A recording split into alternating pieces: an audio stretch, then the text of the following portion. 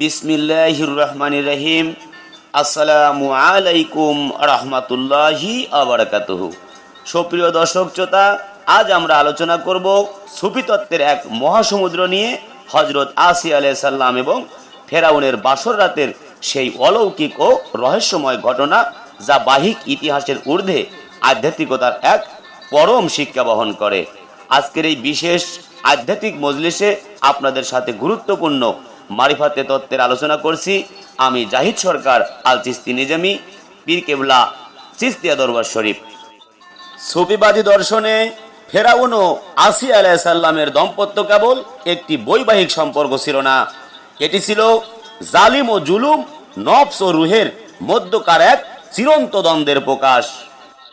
পবিত্র কোরআনে যে চারজন শ্রেষ্ঠ নারীর কথা বলা হয়েছে, হজরত আসিয়া আলাইহিস সালাম তাদের অন্যতম। তিনি ছিলেন মহিষী, পবিত্র এবং অন্তরে তাওহীদের আলো বহনকারী। ফেরাউন নিজেকে আনা রাব্বুকুমুল আলা, আমি তোমাদের শ্রেষ্ঠ রব বলে দাবি করেছিলেন। অহংকার ও নফসের চরম সীমায় পৌঁছে গিয়েছিল সে। বাহিক দৃষ্টিতে ফেরাউন জোরপূর্বক আসিয়া আলাইহিস সালামকে বিবাহ করেছিলেন, কিন্তু সুফি সাধকগণ বলেন এর পেছনে মহান আল্লাহর এক নিগুর হিকমত বা ঐশ্বরিক পরিকল্পনা লুকিয়েছিল। যখন বাসর রাতে ফেরাউন তার কক্ষে প্রবেশের প্রস্তুতি নিচ্ছিল, হজরত আসিয়া আলাইহিস সালাম তখন আল্লাহর দরবারে রোনাজারি করেছিলেন। তিনি নিজের ইজ্জত এবং ঈমান রক্ষার জন্য সেজদায় লুটিয়ে পড়েন। পবিত্র কোরআনের সূরা আত-তাহরিমের 11 নম্বর আয়াতে মহান আল্লাহ রব্বুল আলামিন আসিয়া আলাইহিস সালামের সেই আকুল দোয়ার কথা উল্লেখ করেছেন। হে আমার প্রতিপালক, তোমার সমীপে জান্নাতে আমার জন্য একটি ঘর নির্মাণ করো এবং আমাকে ফেরাউন তার দুষ্কর্ম থেকে উদ্ধার করো। সহিহ বুখারী ও মুসলিম শরীফের হাদিসে এসেছে, রাসূল পাক সাল্লাল্লাহু আলাইহি সাল্লাম বলেছেন, পুরুষদের মধ্যে অনেকেই কামেল পূর্ণতা অর্জন করেছে, কিন্তু নারীদের মধ্যে মারিয়াম বিনতে ইমরান এবং ফেরাউনের স্ত্রী আসিয়া ছাড়া কেউ পূর্ণতা পায়নি। ফেরাউন যখন কামুক দৃষ্টি নিয়ে হজরত আসিয়া আলাইহিস সালামের দিকে অগ্রসর হচ্ছিল, ঠিক তখন মহান আল্লাহ তাআলা তার কুদরতি ক্ষমতার প্রকাশ ঘটান। ওলিয়া ও মুফাসসিরগণের বর্ণনা অনুযায়ী আল্লাহ তাআলা হজরত আসিয়া আলাইহিস সালামের সুরত বা অবিকল চেহারায় একজন জিন বা ছায়ামানবী শয়তানি মায়াজাল সেখানে প্রতিস্থাপন করেন। ফেরাউন সেই ছায়ামানবীর সাথেই লিপ্ত হয় এবং মনে করে সে আসিয়া আলাইহিস সালামের সাথেই বাসর যাপন করছেন, অথচ প্রকৃত আসিয়া আলাইহিস সালাম তখন ফেরাউনের স্পর্শ থেকে সম্পূর্ণ মুক্ত ছিলেন। বাসর ঘরের এক কোণে হজরত আসিয়া আলাইহিস সালাম আল্লাহর ধ্যানে মগ্ন ছিলেন। তার শরীর ও আত্মাকে আল্লাহর নূরের চাদর দিয়ে ঢেকে রেখেছিলেন, যা দেখার ক্ষমতা ফেরাউনের অন্ধ চোখের ছিল না। আমি একজন পীর কেবলা হিসেবে বলছি, এখানে ফেরাউন হলো নফসে আম্মারা বা কুপবৃত্তি, আর আসিয়া আলাইহিস সালাম হলেন রুহে মুতমাইন্না বা প্রশান্ত আত্মা। নফস কখনো রুহের পবিত্রতাকে স্পর্শ করতে পারে না। হযরত বড় পীর আব্দুল কাদের জিলানী রহমাতুল্লাহি আলাই এবং সুলতানুল হিন্দ খাজা গারিবে নওয়াজ মঈনুদ্দিন চিশতি রহমাতুল্লাহ আলাইয়ের আধ্যাত্মিক বাণীতে পাওয়া যায়, আল্লাহ তার প্রিয় বান্দাদের ইজ্জত রক্ষার্থে প্রকৃতির চাদর উল্টে দিতে পারেন। সারা রাত ফেরাউন সেই মায়াবী ছায়ার পিছনেই তার সমস্ত শক্তি ব্যয় করে ক্লান্ত হয়ে পড়ে, অথচ সে বুঝতেও পারেনি যে সে এক মহাশূন্যতার সাথে যুদ্ধ করছিল। সকালবেলা ফেরাউন যখন কক্ষ ত্যাগ করে, হজরত আসিয়া আলাইহিস সালাম তখনও সম্পূর্ণ পবিত্র, নিষ্কলঙ্ক এবং আল্লাহর নূরে নূরান্বিত অবস্থায় জায়নামাজে উপবিষ্ট ছিলেন। ফেরাউন নিজেকে এত বড় খোদা দাবি করলেও তার নিজের ঘরে, নিজের বিছানায় আল্লাহর কি কুদরত ঘটে গেল তা বোঝার মতো বাতেনি চোখ বা আধ্যাত্মিক দৃষ্টি তার ছিল না। আল্লাহর প্রতি যার পরম ভরসা, তাওয়াক্কুল থাকে, দুনিয়ার কোনো জালিম শাসক বা শক্তি তার আর্থিক ও শারীরিক পবিত্রতার ক্ষতি করতে পারে না। মারিফাতের এই গভীর সত্যগুলো অনুধাবন করতে হলে একজন কামেল মুর্শিদের হাত ধরে বায়াত গ্রহণ করা ফরজ বা আবশ্যক। বায়াত শব্দের অর্থ বিক্রি হয়ে যাওয়া। নিজের নফসকে আল্লাহর রাস্তায় সঁপে দেওয়ার প্রথম ধাপই হলো বায়াত। কামেল পীরের ওসিলা ছাড়া বাতিনি জগতের পর্দা উন্মোচন হয় না। সূরা আল ফাতের 10 নম্বর আয়াতে মহান আল্লাহ তাআলা বলেন, নিশ্চয় যারা আপনার কাছে বায়াত গ্রহণ করে তারা তো আল্লাহর কাছেই বায়াত গ্রহণ করে, আল্লাহর হাত তাদের হাতের উপর রয়েছে।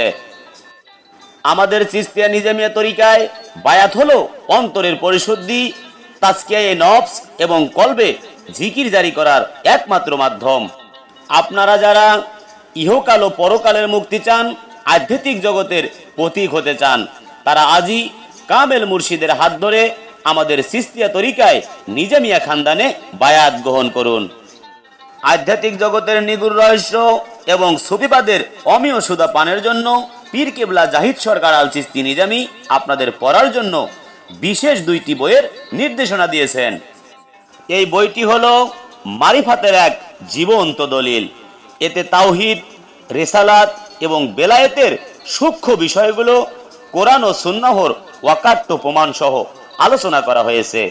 আধ্যাত্মিক পথের পথিকদের জন্য এটি একটি পথ প্রদর্শক গাইড। এই বইটিতে কলবের হাকিকত, লতিফা, জিকিরের নিয়ম এবং কিভাবে একজন মানুষ নফসের গোলামি থেকে মুক্ত হয়ে আল্লাহর অলিতে পরিণত হতে পারে তার নিগুড় রহস্য উন্মোচন করা হয়েছে।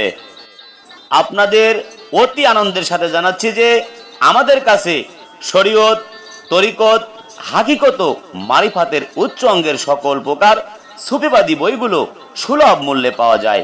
বইগুলো সংগ্রহ করতে স্ক্রিনে দেওয়া নাম্বারে এক্ষুনি যোগাযোগ করুন। ফেরাউনের প্রাসাদে থেকেও হযরত আসিয়া আলাইহিস সালাম গোপনে আল্লাহর জিকির এবং ইবাদতে মশগুল থাকতেন। নদীতে ভেসে আসা শিশু হযরত মুসা আলাইহিস সালামকে বুকে টেনে নিয়েছিলেন হযরত আসিয়া আলাইহিস সালাম। এটি ছিল আল্লাহর নূরকে নিজের ঘরে আশ্রয় দেওয়া। যখন আসিয়া আলাইহিস সালাম প্রকাশ্য তাওহীদের ঘোষণা দিলেন তখন ফেরাউন রাগে উম্মত হয়ে উঠলেন। ফেরাউন হুকুম করলেন হযরত আসিয়া আলাইহিস সালামকে মরুভূমির তপ্ত বালুর উপর শুইয়ে হাত পায়ে পেরেক ঢুকিয়ে দিতে। এই নির্যাতন ছিল বাহিক দেহের উপর, কিন্তু হযরত আসিয়া আলাইহিস সালামের রূহ তখন আল্লাহর প্রেমে আরশে আজিমে ভ্রমণ করছিল। রাসূল পাক সাল্লাল্লাহু আলাইহি সাল্লাম বলেন, নির্যাতনের সময় মহান আল্লাহর নির্দেশে ফেরেশতাগণ ডানা দিয়ে আসিয়া আলাইহিস সালামকে ছায়া দিচ্ছিলেন যেন তিনি উত্তপ্ত অনুভব না করেন।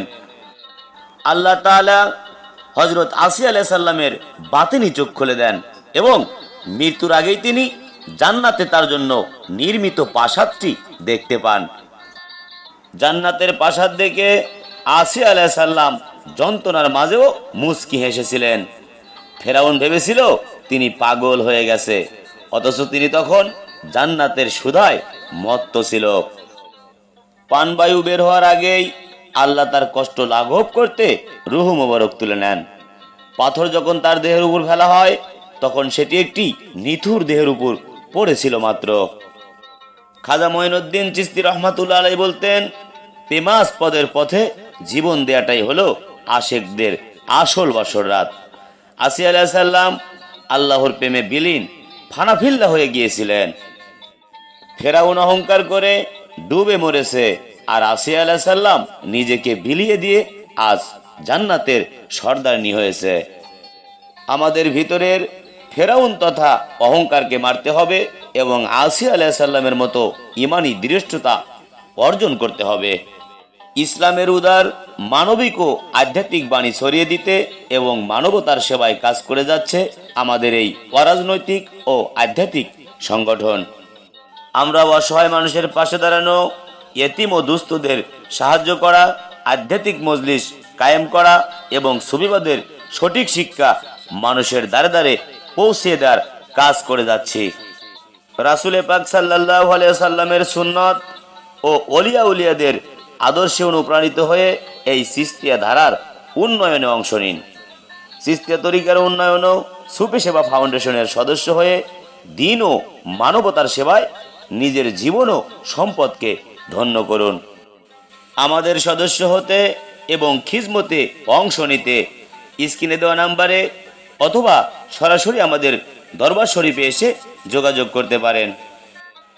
হযরত খাজা মঈনুদ্দিন চিশতি রহমাতুল্লাহি আলাইহির ওসিলায় আল্লাহ পাক যেন আমাদের সকলকে হযরত আসি আলাইহিস সালামের মতো ঈমানি শক্তি এবং খাঁটি সুফি চরিত্র দান করেন, আমিন। আজকের এই নুরানি ও আধ্যাত্মিক আলোচনাটি যদি আপনার অন্তরে বিন্দু পরিমাণ আলোড়ন সৃষ্টি করে থাকে, তবে মারিফাতের পরবর্তী আলোচনাগুলো সবার আগে পেতে আমাদের চ্যানেলটি এক্ষুনি সাবস্ক্রাইব করুন, লাইক দিন এবং শেয়ার করে অন্য ভাইদের জানার সুযোগ করে দিন। এতক্ষণ পরম মনোযোগ দিয়ে আমাদের সাথে থাকার জন্য আন্তরিক মোবারকবাদ। সবাই ভালো থাকুন, সুস্থ থাকুন। খোদা হাফেজ। জয় গুরু, জয় হোক পাক পাঞ্জাতন আহলে বায়াত বিশ্ব মানবতার।